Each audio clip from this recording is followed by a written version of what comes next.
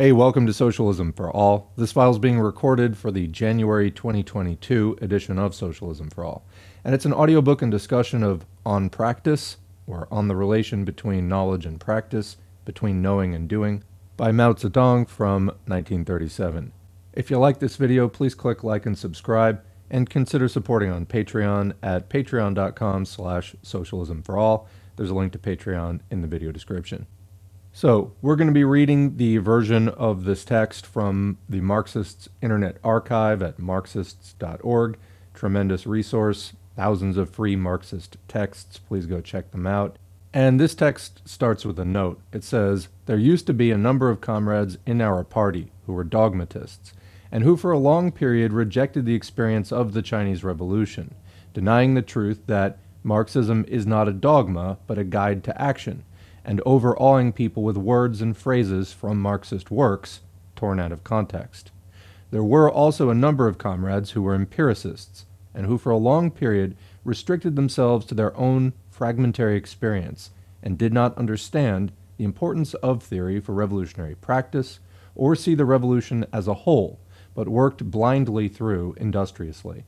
The erroneous ideas of these two types of comrades, and particularly of the dogmatists, caused enormous losses to the Chinese Revolution during 1931 to 1934, and yet the dogmatists, cloaking themselves as Marxists, confused a great many comrades. On Practice was written in order to expose the subjectivist errors of dogmatism and empiricism in the party, and especially the error of dogmatism, from the standpoint of the Marxist theory of knowledge. It was entitled On Practice because its stress was on exposing the dogmatist kind of subjectivism, which belittles practice. The ideas contained in this essay were presented by Comrade Mao Zedong in a lecture at the Anti-Japanese Military and Political College in Yunnan." So, here's the text.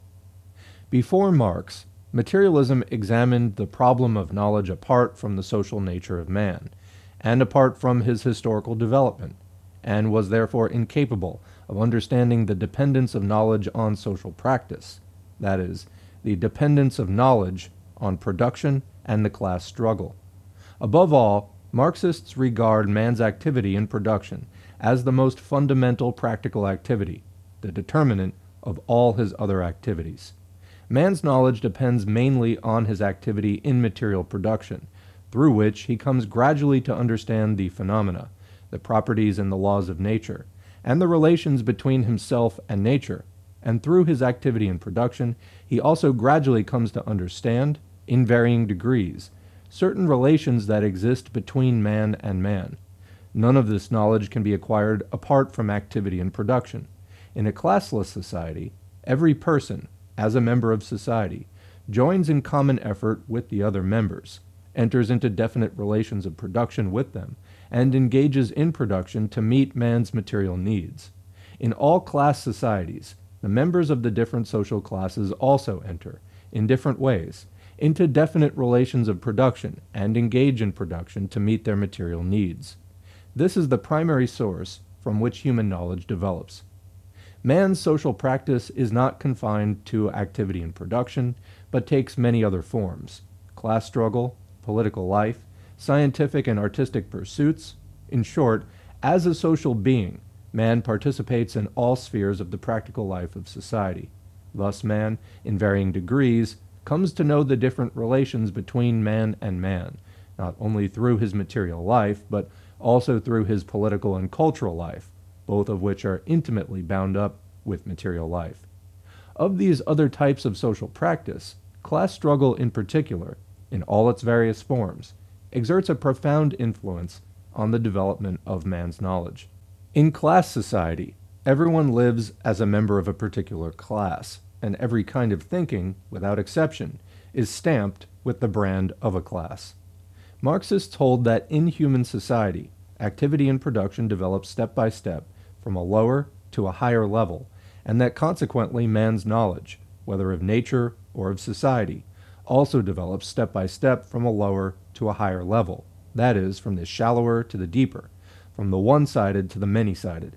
For a very long period in history, men were necessarily confined to a one-sided understanding of the history of society because, for one thing, the bias of the exploiting classes always distorted history, and for another, the small scale of production limited man's outlook. It was not until the modern proletariat emerged, along with immense forces of production, large-scale industry, that man was able to acquire a comprehensive historical understanding of the development of society and turn this knowledge into a science, the science of Marxism. Just a quick comment, this particular piece says man a lot, and I've just been reading it straight, but I think it goes on this way for quite a while. That always bugs me, referring to all of humanity as man, as was the style at the time, I guess, but I'm going to change that to people just moving forward. All right. Marxists hold that people's social practice alone is the criterion of the truth of our knowledge of the external world. What actually happens is that people's knowledge is verified only when we achieve the anticipated results in the process of social practice, material production, class struggle, or scientific experiment. If people want to succeed in our work, that is, to achieve the anticipated results, we must bring our ideas into correspondence with the laws of the objective external world. If they do not correspond, we will fail in our practice. After we fail, we draw our lessons, correct our ideas to make them correspond to the laws of the external world, and thus can turn failure into success.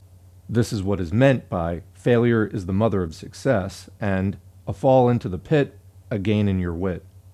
The dialectical materialist theory of knowledge places practice in the primary position, holding that human knowledge can in no way be separated from practice, and repudiating all the erroneous theories which deny the importance of practice, or separate knowledge from practice. Thus Lenin said, "Practice is higher than theoretical knowledge, for it has not only the dignity of universality, but also of immediate actuality." That's quoting from Lenin's Conspectus of Hegel's The Science of Logic.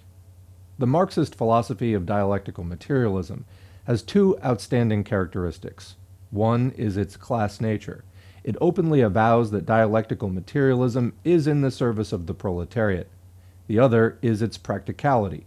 It emphasizes the dependence of theory on practice, emphasizes that theory is based on practice, and in turn serves practice.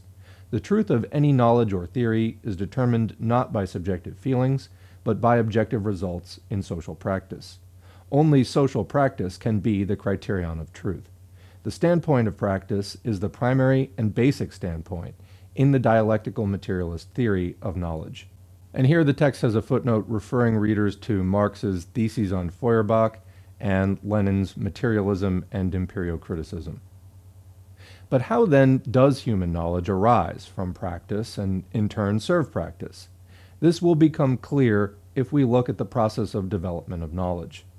In the process of practice, man at first sees only the phenomenal side, the separate aspects, the external relations of things. For instance, some people from outside come to Yunnan on a tour of observation. In the first day or two, they see its topography, streets and houses. They meet many people, attend banquets, evening parties, and mass meetings, hear talk of various kinds, and read various documents, all these being the phenomena, the separate aspects, and the external relations of things. This is called the perceptual stage of cognition, namely the stage of sense perceptions and impressions. That is, these particular things in Yunnan act on the sense organs of the members of the observation group, evoke sense perceptions, and give rise in their brains to many impressions, together with a rough sketch of the external relations among these impressions. This is the first stage of cognition. At this stage, man cannot as yet form concepts, which are deeper, or draw logical conclusions. As social practice continues, things that give rise to man's sense perceptions and impressions in the course of his practice are repeated many times. Then a sudden change or leap takes place in the brain in the process of cognition, and concepts are formed. Concepts are no longer the phenomena, the separate aspects and the external relations of things. They grasp the essence, the totality, and the internal relations of things. Between concepts and sense perceptions, there is not only a quantitative, but also a qualitative difference. Proceeding further, by means of judgment and inference, one is able to draw logical conclusions. The expression in San Kuo Yun Yi, knit the brows and a stratagem comes to mind, or in everyday language, let me think it over. That's funny. refers to man's use of concepts in the brain to form judgments and inferences. Quick footnote there, Sanquo Yunyi, or Tales of the Three Kingdoms, is a famous Chinese historical novel by Lo Quancheng, late 14th and early 15th century. Back to the main text. This is the second stage of cognition, when the members of the observation group have collected various data and, what's more, have thought them over. They're able to arrive at the judgment that the Communist Party's policy of the National United Front against Japan is thorough, sincere, and genuine.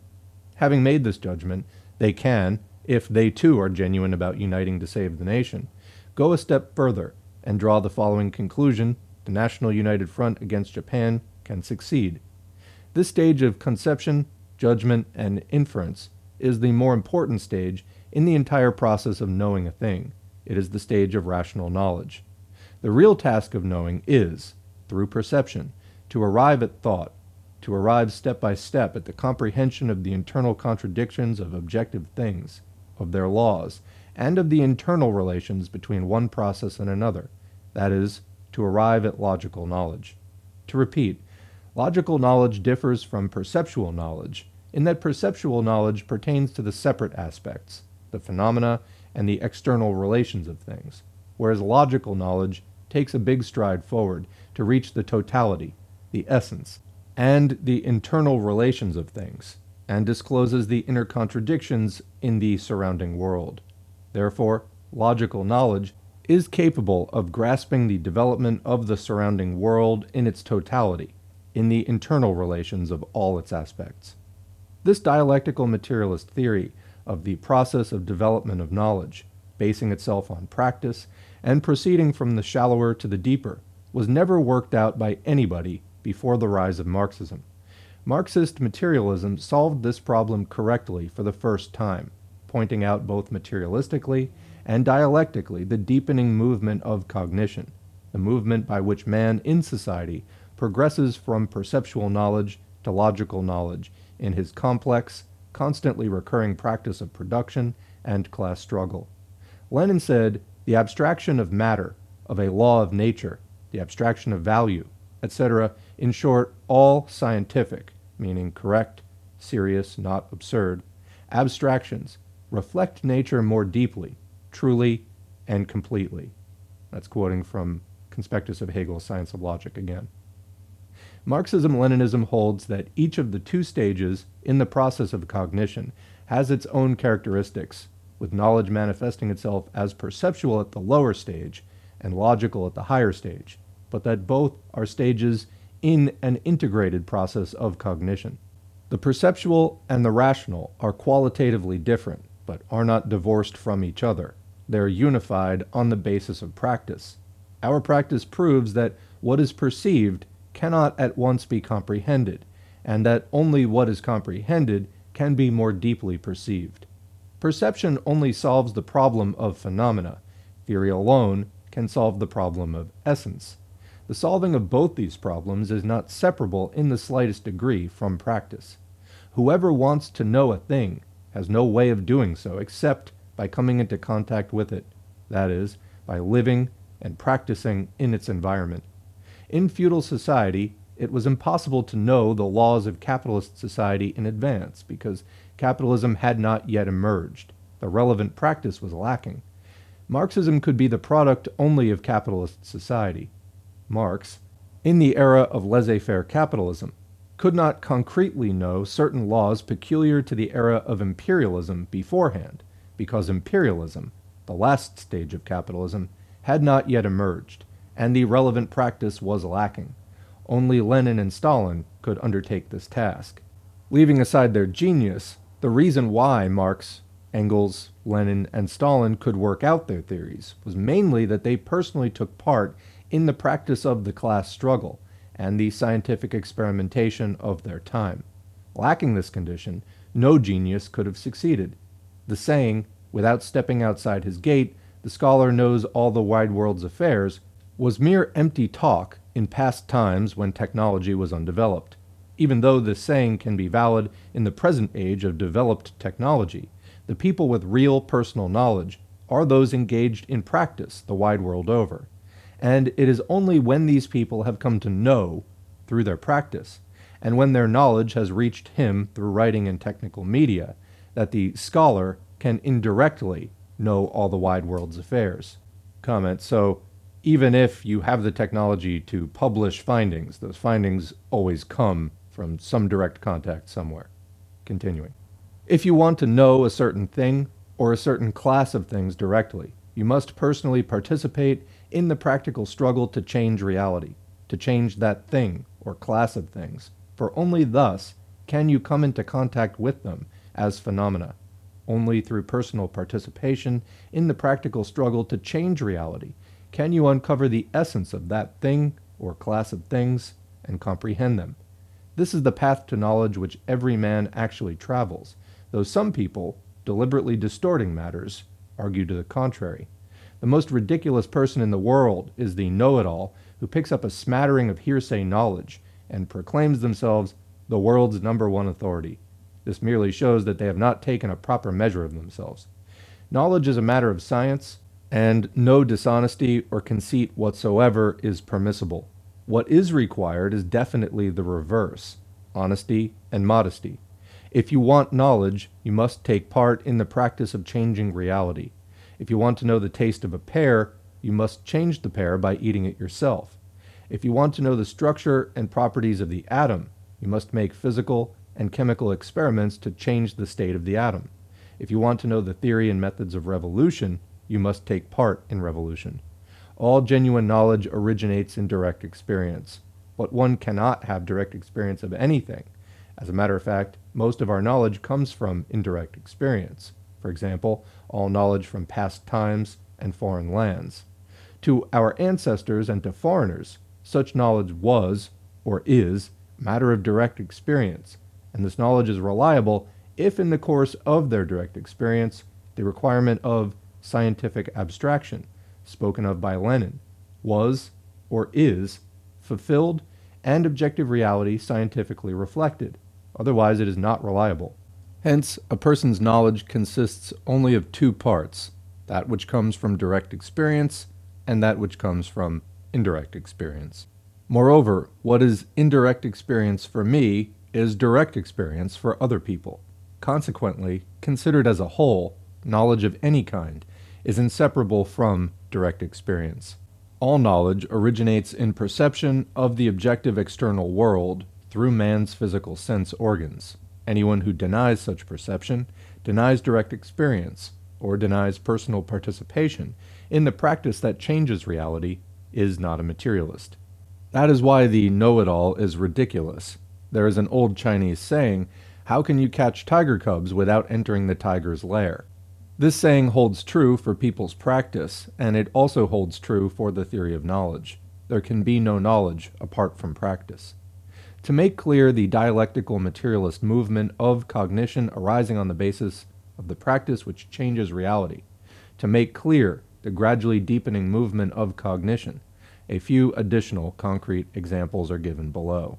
In its knowledge of capitalist society, the proletariat was only in the perceptual stage of cognition in the first period of its practice, the period of machine smashing and spontaneous struggle. It knew only some of the aspects and the external relations of the phenomena of capitalism. The proletariat was then still a class in itself, but when it reached the second period of its practice, the period of conscious and organized economic and political struggles, the proletariat was able to comprehend the essence of capitalist society, the relations of exploitation between social classes, and its own historical task. And it was able to do so because of its own practice and because of its experience of prolonged struggle, which Marx and Engels scientifically summed up in all its variety to create the theory of Marxism for the education of the proletariat. It was then that the proletariat became a class for itself. Similarly, with the Chinese people's knowledge of imperialism, the first stage was one of superficial, perceptual knowledge, as shown in the indiscriminate anti-foreign struggles of the movement of the Taiping Heavenly Kingdom, the Yiho Tuan movement, and so on. It was only in the second stage that the Chinese people reached the stage of rational knowledge, saw the internal and external contradictions of imperialism, and saw the essential truth that imperialism had allied itself with China's comprador and feudal classes to oppress and exploit the great masses of the Chinese people. This knowledge began about the time of the May 4th movement of 1919. Next, let us consider war.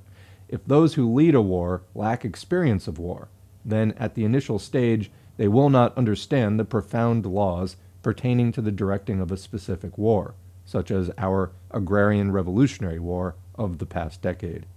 At the initial stage, they will merely experience a good deal of fighting, and what's more, suffer many defeats. But this experience, the experience of battles won and especially of battles lost, enables them to comprehend the inner thread of the whole war, namely, the laws of that specific war, to understand its strategy and tactics, and consequently to direct the war with confidence. If, at such a moment, the command is turned over to an inexperienced person, then he too will have to suffer a number of defeats, in other words, gain experience, before he can comprehend the true laws of the war. I'm not sure I can handle it. We often hear this remark when a comrade hesitates to accept an assignment. Why is he unsure of himself? Because he has no systematic understanding of the content and circumstances of the assignment, or because he has had little or no contact with such work, and so the laws governing it are beyond him. After a detailed analysis of the nature and circumstances of the assignment, he will feel more sure of himself and will do it willingly. If he spends some time at the job and gains experience, and if he is a person who is willing to look into matters with an open mind, and not one who approaches problems subjectively, one-sidedly, and superficially, then he can draw conclusions for himself as to how to go about the job, and do it with much more courage. Only those who are subjective, one-sided, and superficial in their approach to problems will smugly issue orders or directives the moment they arrive on the scene, without considering the circumstances, without viewing things in their totality, their history, and their present state as a whole, and without getting to the essence of things, their nature, and the internal relations between one thing and another. Such people are bound to trip and fall. Thus, it can be seen that the first step in the process of cognition is contact with the objects of the external world. This belongs to the stage of perception. The second step is to synthesize the data of perception by arranging and reconstructing them. This belongs to the stage of conception, judgment, and inference. It is only when the data of perception are very rich, not fragmentary, and correspond to reality, are not illusory, that they can be the basis for forming correct concepts and theories. Here, two important points must be emphasized. The first, which has been stated before but should be repeated here, is the dependence of rational knowledge upon perceptual knowledge. Anyone who thinks that rational knowledge need not be derived from perceptual knowledge is an idealist. In the history of philosophy, there is the rationalist school that admits the reality only of reason and not of experience, believing that reason alone is reliable, while perceptual experience is not. This school errs by turning things upside down. The rational is reliable precisely because it has its source in sense perceptions. Otherwise it would be like water without a source, a tree without roots, subjective, self-engendered, and unreliable. As to the sequence in the process of cognition, perceptual experience comes first. We stress the significance of social practice in the process of cognition precisely because social practice alone can give rise to human knowledge, and it alone can start people on the acquisition of perceptual experience from the objective world. For a person who shuts their eyes, stops their ears, and totally cuts themselves off from the objective world, there can be no such thing as knowledge. Knowledge begins with experience.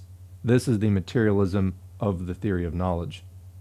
The second point is that knowledge needs to be deepened, that the perceptual stage of knowledge needs to be developed to the rational stage. This is the dialectics of the theory of knowledge. There's a footnote there. In order to understand, it is necessary empirically to begin understanding, study, to rise from empiricism to the universal. That's quoting from Lenin's conspectus of Hegel's The Science of Logic. To think that knowledge can stop at the lower perceptual stage, and that perceptual knowledge alone is reliable, while rational knowledge is not, would be to repeat the historical error of empiricism.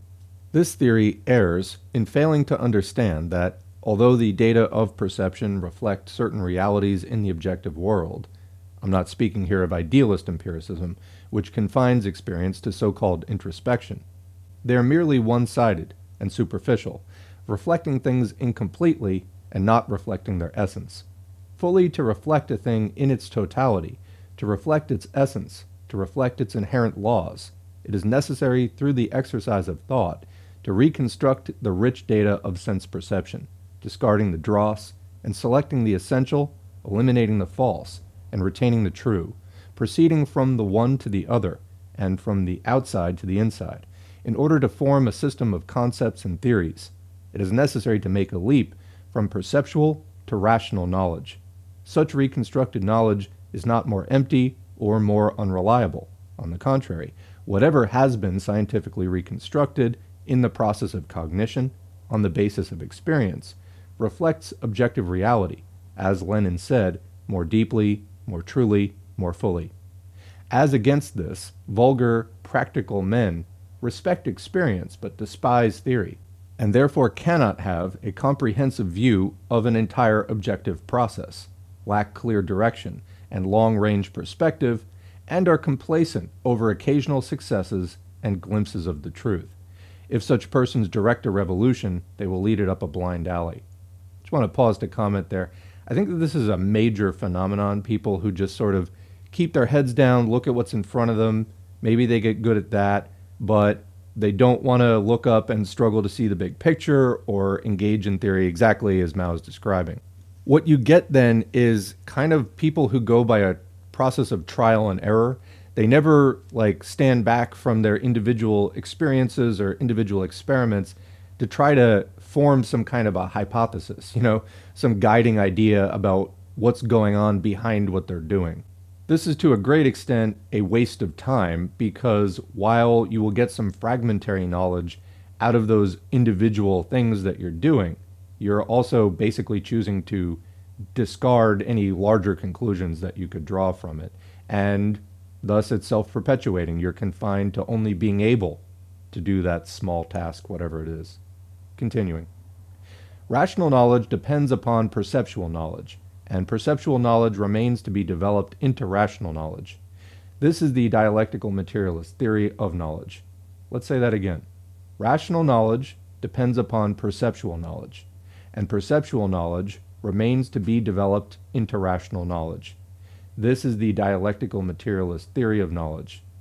In philosophy, neither rationalism nor empiricism understands the historical or the dialectical nature of knowledge, and although each of these schools contains one aspect of the truth, here I'm referring to materialist, not to idealist, rationalism and empiricism, both are wrong on the theory of knowledge as a whole. The dialectical materialist movement of knowledge, from the perceptual to the rational, holds true for a minor process of cognition, for instance, knowing a single thing or task, as well as for a major process of cognition, for instance, knowing a whole society or a revolution. But the movement of knowledge does not end here.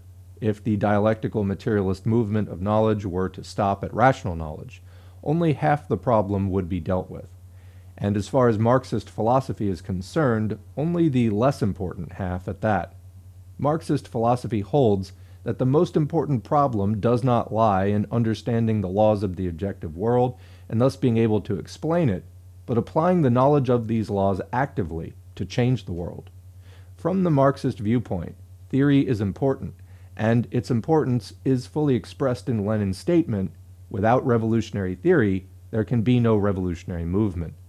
That's quoting from What is to be Done, one of Lenin's earlier works, and it's on the Basic Marxism-Leninism Study Guide playlist. But Marxism emphasizes the importance of theory precisely and only because it can guide action. If we have a correct theory, but merely prate about it, pigeonhole it, and do not put it into practice, then that theory, however good, is of no significance. Knowledge begins with practice, and theoretical knowledge is acquired through practice, and must then return to practice.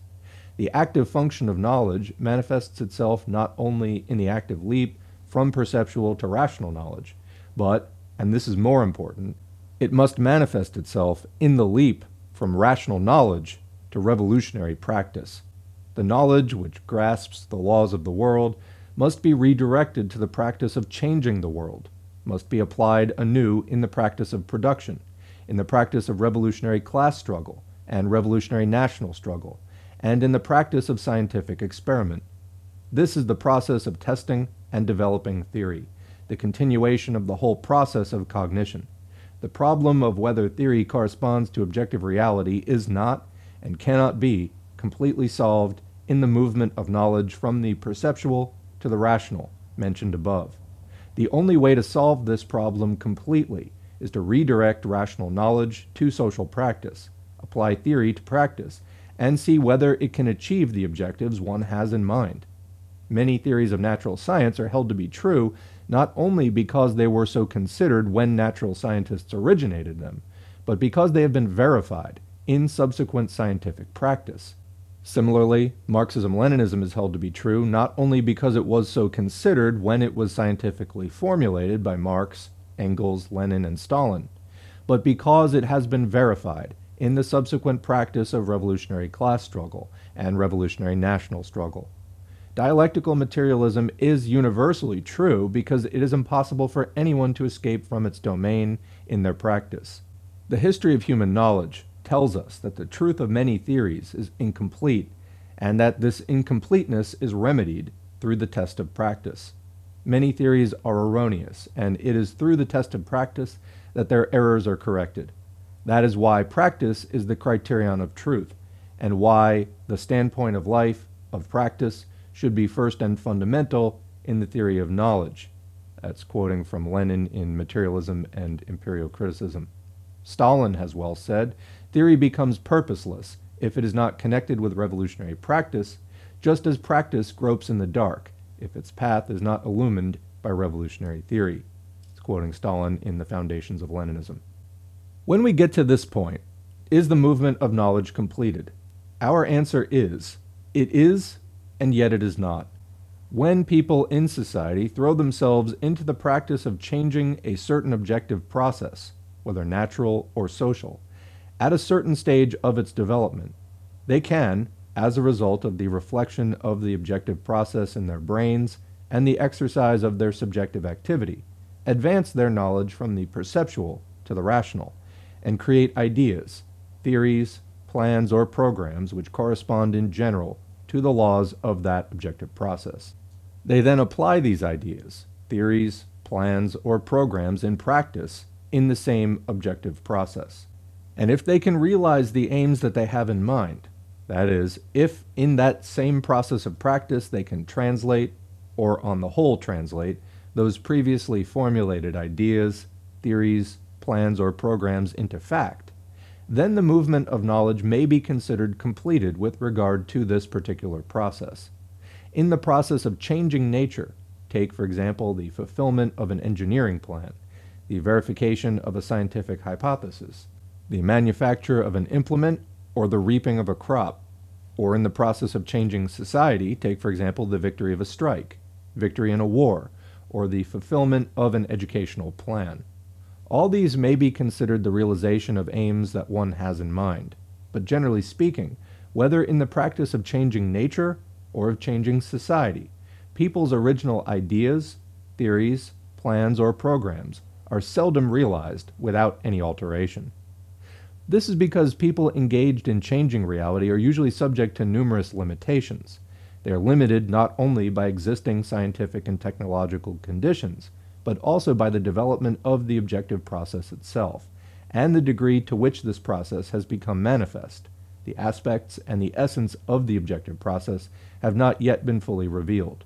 In such a situation, ideas, theories, plans, or programs are usually altered partially and sometimes even wholly because of the discovery of unforeseen circumstances in the course of practice. That is to say, it does happen that the original ideas, theories, plans, or programs fail to correspond with reality either in whole or in part, and are wholly or partially incorrect. In many instances, failures have to be repeated many times before errors in knowledge can be corrected and correspondence with the laws of the objective process achieved. and consequently before the subjective can be transformed into the objective, or in other words, before the anticipated results can be achieved in practice. But when that point is reached, no matter how, the movement of human knowledge regarding a certain objective process at a certain stage of its development may be considered completed. However, so far as the progression of the process is concerned, the movement of human knowledge is not completed. Every process, whether in the realm of nature or of society, progresses and develops by reason of its internal contradiction and struggle, and the movement of human knowledge should also progress and develop along with it. As far as social movements are concerned, true revolutionary leaders must not only be good at correcting their ideas, theories, plans, or programs when errors are discovered, as has been indicated above, but when a certain objective process has already progressed and changed from one stage of development to another, they must also be good at making themselves and all their fellow revolutionaries progress and change in their subjective knowledge along with it. That is to say, they must ensure that the proposed new revolutionary tasks and new working programs correspond to the new changes in the situation. In a revolutionary period, the situation changes very rapidly. If the knowledge of revolutionaries does not change rapidly in accordance with that changed situation, they will be unable to lead the revolution to victory. It often happens, however, that thinking lags behind reality. This is because people's cognition is limited by numerous social conditions. We are opposed to diehards in the revolutionary ranks whose thinking fails to advance with changing objective circumstances and has manifested itself historically as right opportunism, or more conservative opportunism. These people fail to see that the struggle of opposites has already pushed the objective process forward, while their knowledge has stopped at the old stage. This is characteristic of the thinking of all diehards.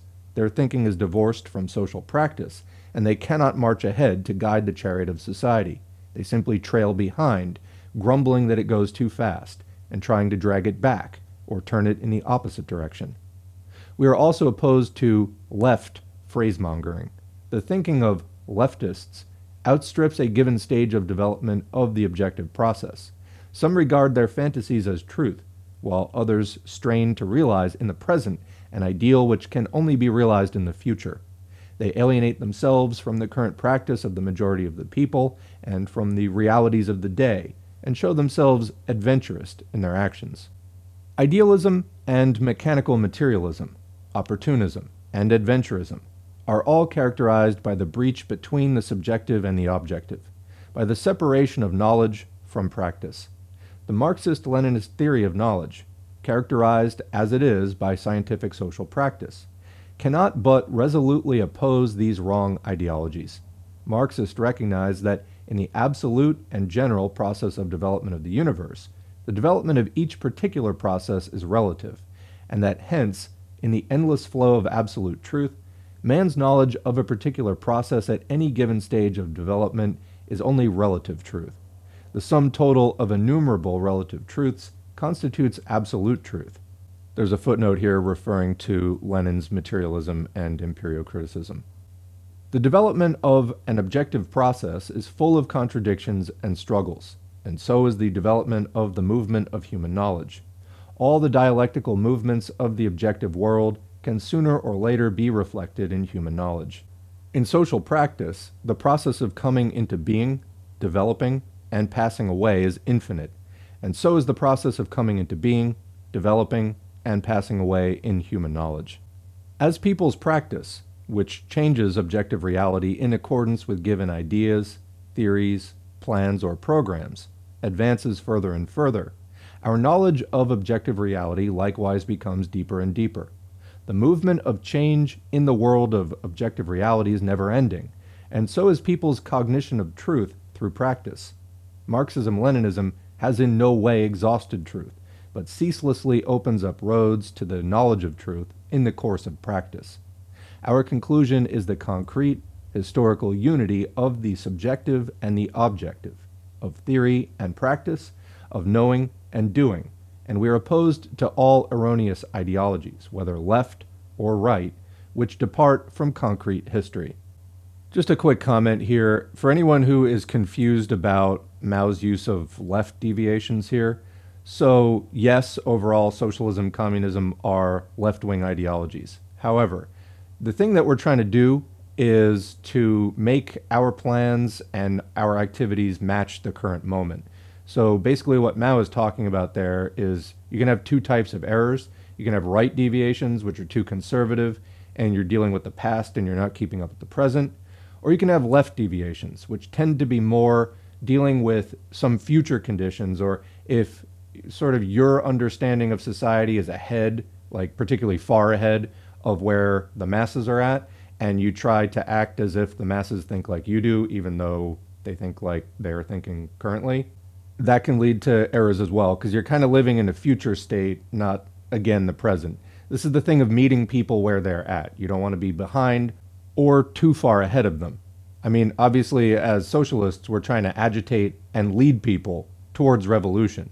So, I mean, that implies a certain amount of being a step ahead or two, and of course, showing the way to a particular future. But of course, if you get too far ahead, then you strain the connection and you can lose them. If the masses can't keep up with you, you're going too fast, and this is another type of error. The key here is finding out what is the maximum pace that sort of the masses can move at a given time, and trying to strike that pace. All right, back to the text. In the present epoch of the development of society, the responsibility of correctly knowing and changing the world has been placed by history upon the shoulders of the proletariat and its party.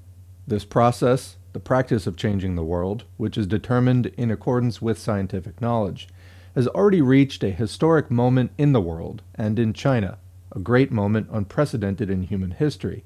That is, the moment for completely banishing darkness from the world and from China, and for changing the world into a world of light such as never previously existed.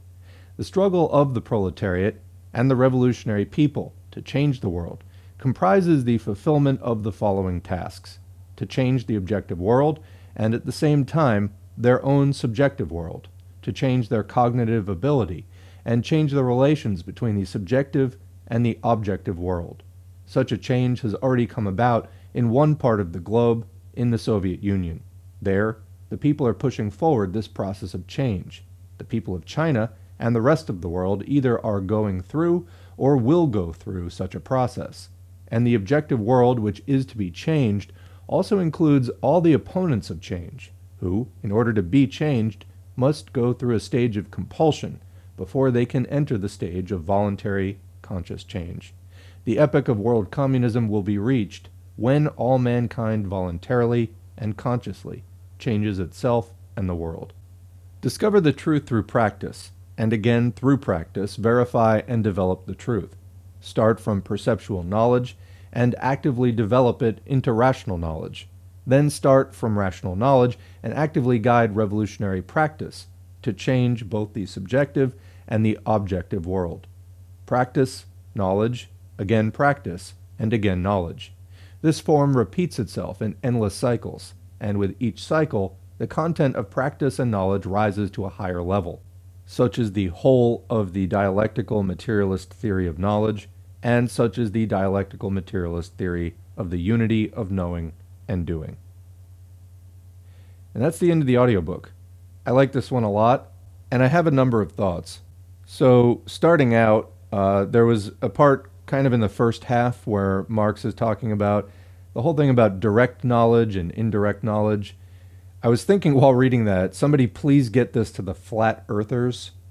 People aren't familiar with this. There's like been this reactionary resurgence of like the earth is actually flat and we can't actually believe that the earth is round. And I mean, you see this kind of stuff in like COVID denial. You see people like viruses have never been proven to cause disease. And it's just like, please stop, please stop. But one of the arguments, I guess, really poor arguments, but what they say when trying to defend what they're saying is, well, you know, I haven't verified it firsthand, therefore it isn't true. That's a really bad system of trying to know things. As Mao points out, all knowledge does come from some direct experience somewhere, but making a requirement that it is specifically your direct experience means you are extremely limited, basically just to what you, as an individual, are able to verify and investigate on your own. Now, no doubt, if you're passionate about something, go and check it out, and maybe that'll be a foothold into, going into advanced study in a particular field. But setting this kind of standard where if you haven't verified it personally, you just live in this state of absolute paranoid distrust that like probably everyone might be lying to you, and unless you can check it out firsthand, then you just discard it. That's absurd. And that's a kind of fascist prison of knowledge. Really, like, you're then consigning yourself to live in ignorance, or you're at least suspending belief in literally anyone else's findings. Imagine if we all conducted things that way, that nobody believed anybody else ever about anything, and that we all had to start anew at reconstructing every experiment that was ever done before we trusted anything. It would be an absurd waste of time and energy and resources, and nobody would get anywhere. The amount of scientific information that's put out in the form of studies in published journals that are peer-reviewed and everything else. People, it's not bulletproof, but the peer review process is fairly reliable. Studies sometimes get pulled from journals, they get retracted, but on the whole, there's a vast amount of information published, and if every individual tried to replicate all this, first of all, if you started now, you would be able to read less than 1% of all the studies that have been published. So anyway, it's just totally absurd. But this is, of course, tied to the far-right convergence that has been rising up through neoliberalism over the last few decades. And it's now reaching these really extreme and absurd forms. I guess, why people, the average person buys into this is kind of another story. But again, such a prison, because you're just going to live in ignorance because you're discarding all the other knowledge that could be available to you. I don't even know. How can you possibly buy into something like that? Although, before moving on, I have to add, I remember one flat earther being, asked about something, and they said, well, flat earth, it's not even about the earth being flat. So, yeah, it's a political stance, it's contrarianism, but we can see this isn't progressive in any sense whatsoever, and it is, in fact, I think, reflective of a desire to keep society in the past at a time when, again, that far-right convergence is happening, and against it, I think the momentum for revolution is definitely building up, and again, the fascists just don't want that to happen, so... All right, let's move on to my next comment, which is the scientific method. Let's take a look at this, because I was thinking about this throughout this entire piece. I have a couple of diagrams here. Here's the first one, scientific method. So it starts with ask a question, or you could also say make an observation, but basically something strikes you about your experiences in reality. So the next step is do background research. And you note that all of these arrows are two-way. You could say dialectical.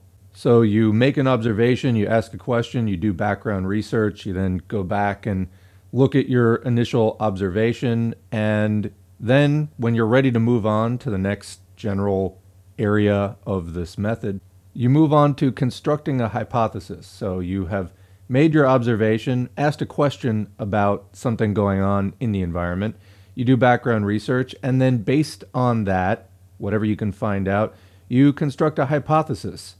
That is a hypothesis. What does this mean? It means something that is not totally solid yet. It is supported maybe by some evidence, and it's an idea that you may have, but you need to test it. So once you get your hypothesis about, oh, I had this observation, I gained a little bit more background knowledge about it, I think that this might be happening. So what do? You come up with a test, an experiment, that can put some pressure on your hypothesis and see, is it valid or not? So you run your experiment, and then you analyze the results, and you draw conclusions. So either the hypothesis is true, or it's partially true, or it's really not true at all.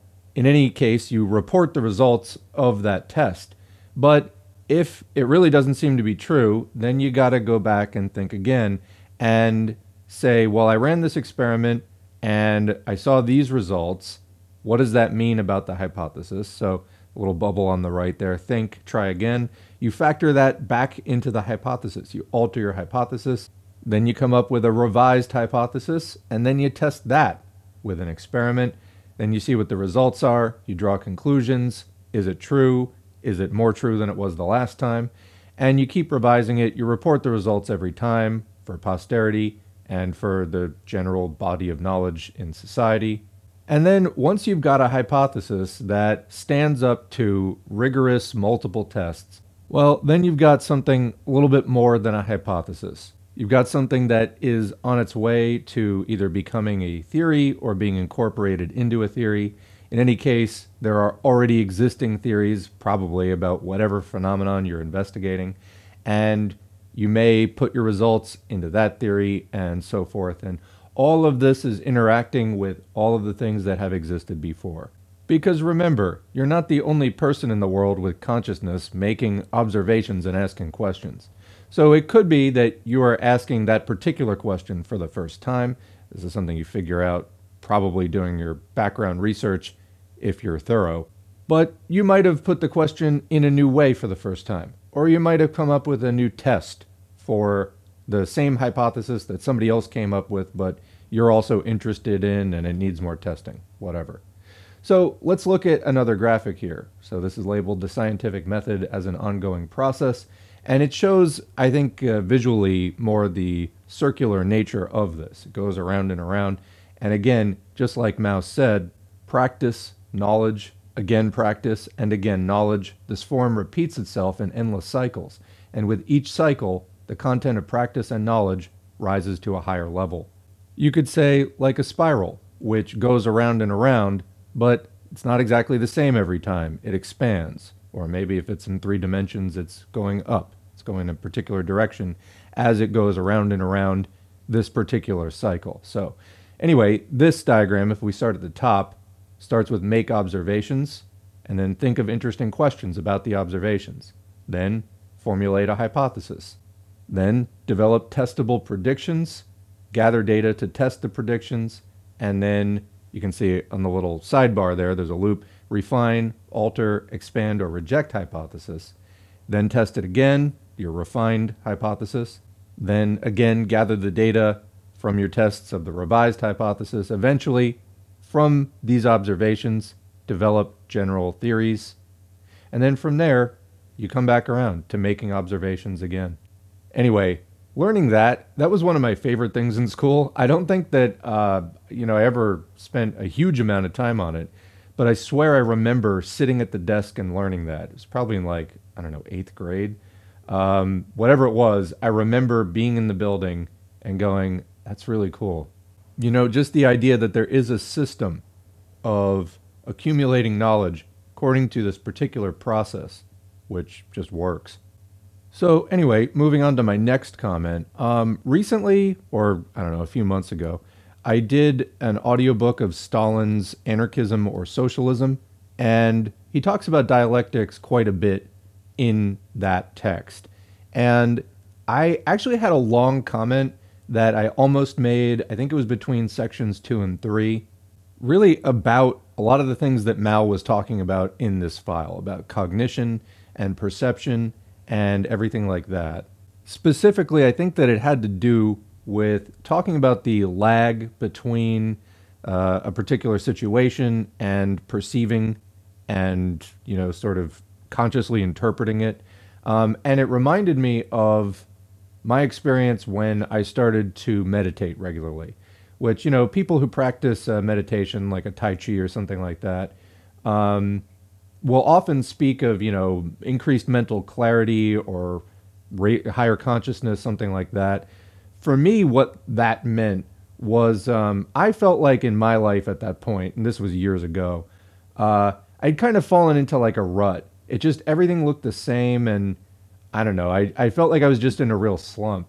Doing a kind of meditation that worked for me, one of the things that I found happen was I had this huge growth spurt mentally in terms of I came to all these sort of breakthrough realizations about situations in my life, relationships and my relationship with myself and all kinds of things. I mean, like pretty profound basic stuff as far as like, the important things in your everyday life. But it really was along the lines of, whatever that lag was. It was like I was perceiving things in my surroundings, in my relationships, etc. And I just wasn't really processing them, if you know what I mean. However, whatever it was, doing the meditation, the exercises, it just allowed my brain, the cognition side, to take the perceptions and actually have the realizations and put them together into something on the deeper level. And, it just kind of rocketed me out of the rut that kind of everything was in. Things were really stagnant. And I kind of just blasted into this intense period of personal change and growth in the span of like a year or two. And prior to this, I mean, I can't emphasize what kind of a rut I was in. Just really depressed and like, it just nothing was really going well. But like I said, it was like all of a sudden the cognition caught up. And again, I would attribute that to the meditation. Like I said, I didn't wind up including this comment in the earlier audiobook. I just didn't think it was that relevant on the whole, although I thought it was an important concept to discuss. To me, it belongs in this one a little bit more because this entire piece by Mao is really fundamentally about this subject. And I don't know where else I'm really going with that particular statement, other than I gained an amount of flexibility in dealing with reality, different social situations, personal situations, whatever, that I just did not have previously. So anyway, anytime I read something like this, that tends to be what comes up for me. Like I said, it was a powerfully liberating experience, this whole process of time and that shift in my thinking. When I did, I think that people might want to nitpick the differences. I shifted my thinking more to what was kind of referred to at the time as holistic thinking. I think that under the heading of what people discuss when they talk about holistic thinking, I think a lot of that you could view as dialectical thinking as well.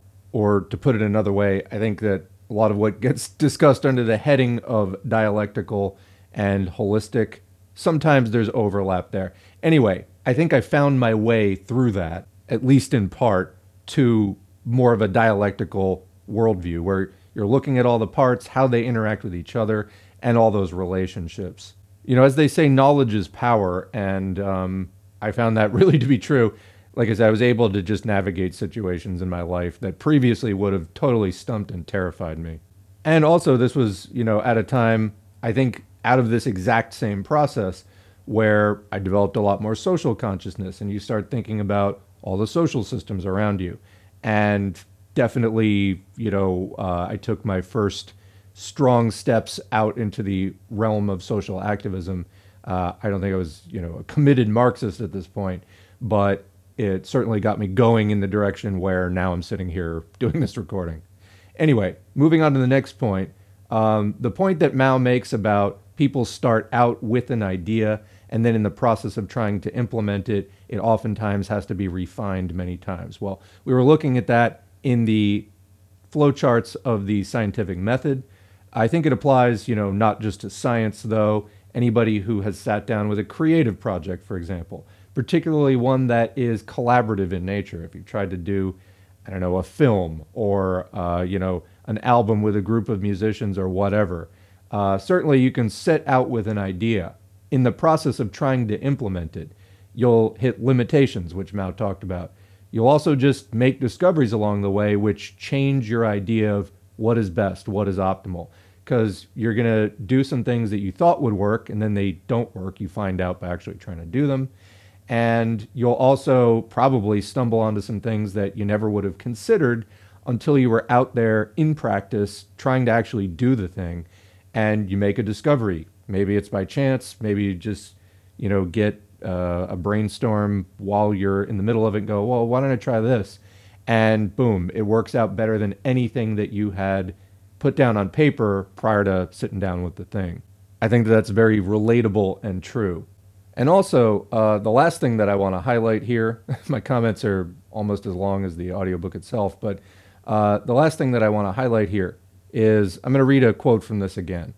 This process, the practice of changing the world, which is determined in accordance with scientific knowledge, has already reached a historic moment in the world and in China, a great moment unprecedented in human history. That is, the moment for completely banishing darkness from the world and from China, and for changing the world into a world of light, such as never previously existed. I think that that's beautiful. And, what I was saying before about, I kind of experienced this personally in terms of gaining mental clarity and, the cognition and gaining more of a dialectical perspective. You see in the, new age, if you will, literature, stuff of this type. Unfortunately, there's a lot of kind of reactionary stuff in the new age literature in the US. I think that's probably just a product of where the overall society is at and, kind of petty bourgeois consciousness. But these images of, the darkness of ignorance and the darkness of this lack of this kind of consciousness and the light as a contrast to that, I find that really beautiful. It moves me deeply. And when I go back to the first note that I made on this of like, somebody please get this into the hands of the flat earthers, and what a horrible fascist prison of the mind that kind of outlook is. To me, that is the darkness that, Mao is talking about. I mean, you could say it's general backwardness and, a lack of education. People have never gotten to go to a school or get exposed to culture or whatever. I think that there are different forms of that. But yes, absolutely sweeping away that kind of darkness from the world. Obviously, it's not just going to come from like rubbing crystals or whatever. It comes from engaging with reality on reality's terms in a way that can actually affect it. But, for us as socialists, as human beings who are trying to develop our potential to harness great social forces, to understand society, to understand nature, to understand reality so that we can change it, so that we can overcome capitalism, so that we can build socialism and establish a new society and protect it while it's in its infancy and childhood. It really isn't just a matter of, I have these books on the shelf or I read them once. It really is through the application of these things. And you do have to undergo a kind of transformation in your thinking and in your approach. And you have to get out there and practice. You have to try to do the thing. As Mao says in this text, if you want knowledge, you must take part in the practice of changing reality. If you want to know the taste of a pear, you must change the pear by eating it yourself. If you want to know the structure and properties of the atom, you must make physical and chemical experiments to change the state of the atom. And if you want to know the theory and methods of revolution, you must take part in revolution. And that's really true. Engaging in struggle is the fastest way to understand struggle and to sharpen your class consciousness. Times when I've been involved in some campaign of one kind or another, it's a test. I mean, you just will learn so much out of that. You can try to prepare beforehand by, reading what you can and talking to people and trying to, learn from the experiences of others. But ultimately it comes down to that test of like, I'm trying to do this thing, and just things will hit you real fast during that process. And you'll come out of that changed by the experience. At least you'll be changed to the extent that you're open to the experience. In Mao's terms, talking about perception and cognition, I mean, you can go through an experience not really paying attention to it, with your eyes and ears shut or distracted, and you might not really pick up what's going on. So you're not really gathering the perceptions. And then if you never stop and reflect on the perceptions, you may never really, make anything out of them on the cognition side. So while it might sound a little new agey to say, being open to the experience or, fully embracing the moment or whatever, this is kind of what we're talking about, is like being there, meeting the moment, and actually being present to say, I'm here, the situation's here, what do I need to do to change the situation?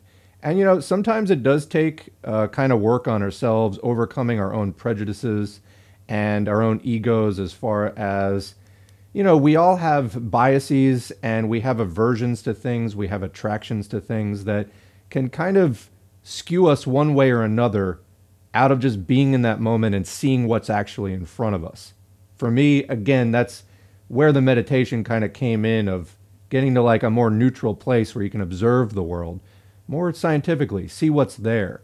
The upside is, while it can be a bit painful at first as you sort of, give your ego the back seat in that experience, the upside is that the reality that we inhabit is actually really beautiful in many respects. So whatever sort of discomfort you experience in adjusting to actually being here now, with your perception actually open to what's going on and reflecting on it fully, cringe and all, once you get past that stage of it, really seeing what's there without the judgment, your connection to it gets that much stronger.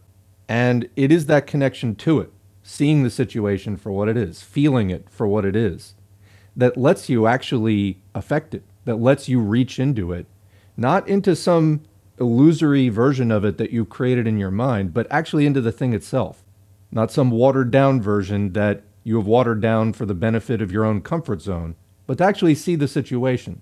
Then you can know it and affect it, whether it's talking to one person or communicating with a mass of people, whether it's changing an inanimate physical object, whatever it is. Being closer to it in all those senses makes you that much more effective. Anyway, I'm going to leave it there. I think that this file is long enough. Those are some of the things that came up for me. I thought that this was a really interesting text, and I look forward to hearing what you all think about this and what comes up for you when you listen to Mao's words.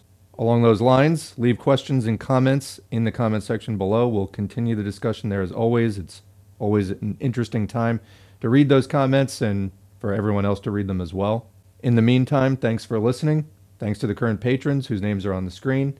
If you'd like to get your name on the screen, head to patreon.com/socialismforall. You can sign up for as little as $2 a month.